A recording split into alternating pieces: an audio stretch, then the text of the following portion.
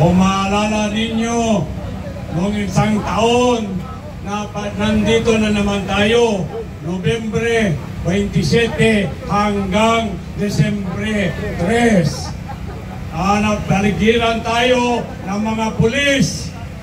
Kung maalala pa ninyo, ngayon, yung kapatid ninyo ay bumalik na naman dito para magsama-sama tayo sa ating daing, sa ating kapwa't mamamayang Pilipino dahil sa matinding ang hurakot sa kwarta sa kaban ng taong bayan. Anong dahilan na tayo ay naghihirap ngayon? Dahil sa korupsyon. Lahat ng responsibilidad ng mga opisyales natin galing sa presidente natin na hindi naman marunong makinig ngayon sa problema o sa pagsolbar sa problema ng taong bayan dahil may diferensya siya. Wala na siyang pakialam. No medical attention would be available to cure the president of his sickness, of the culture of culture. The culture of corrupting the people's money. Tayo, mga kababayan, lahat tayo ay taxpayer. Ang tanong ngayon, nasaan ang pera ng taong bayan? Nandun lang sa pipilang Pilipino, galing sa presidente, galing sa congressman Romualdez, na puro buhaya, puro may sakit, na kanina narinig ko, kleptomanyak, utangin na niyang pamilya na yan. Walang hiya! Walang hiya ka, Marcos!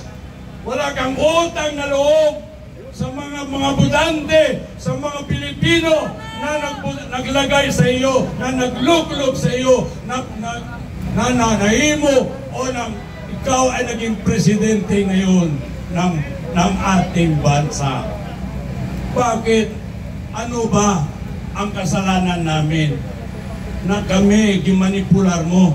We are manipulated. We are demeaned as citizens of this nation. We don't deserve that, Mr. Marcos. Bongbong Marcos, ulitin ko, mismo yung kababayan mo, kababayan ko, yung kababayan natin, si Manong Javid Singson, galit na sa iyo dahil ang nagkasakit ka, ikaw na ang bilis mo makalimot. Binabayaan mo ang taong bayan. Tinalikuran mo ang taong bayan. Lakay Bongbong Marcos, resign! Grabe ang ginawa mo, Mr. Marcos. You are so ungrateful. Yun ang, kung ang sabi ni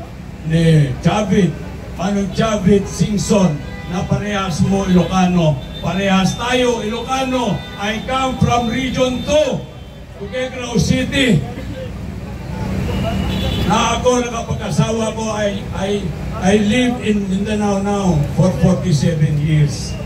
Kaya pa rito ako, kagagaling ko, kanina nang ako bumaba sa aeroplano, kaninang madaling araw. So to join you, to air your grievances against this scrupulous manipulator na gobyerno natin. Wala nang pakialam dahil sasabi ng iba, siya ay bangag. Hindi lang bangag, magnanakaw pa. Hindi pa magnanakaw, hindi pa bangag, manipulator pa. Saan na tayo ngayon, mga kababayan ko? Ang tanong ngayon, ano ang dapat gawin natin, mga kababayan? Kaya ngayon, lahat na nakikinig ngayon, mga kababayan ko, nandito na kami. Bumalik na naman kami rito sa shrine para ipabot ka ninyo. Ayaw na ng taong bayan ang nangyayari sa ating bansa. Ayaw na talaga. Ayaw! Oh, from all multi-sectoral groups, including the studentry, 70% sa military, including yung mga kapulisan, ayaw na nila sa pangyayari because of corruption. We don't need Marcos to resign.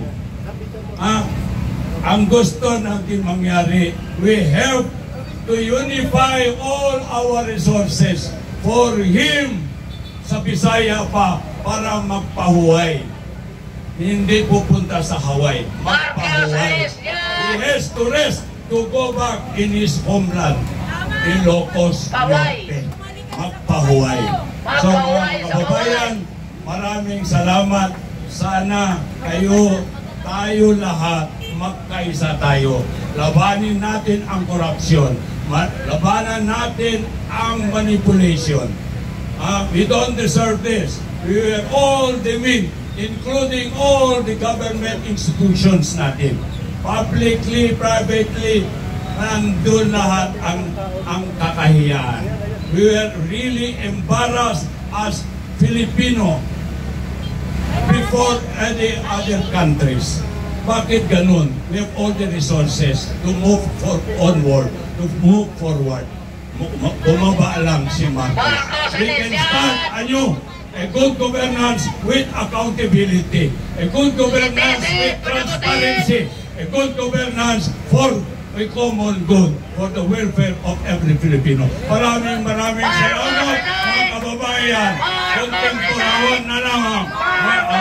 Bababa na yan si Marcos. Maya ka, Marcos. Baba ka na. Please.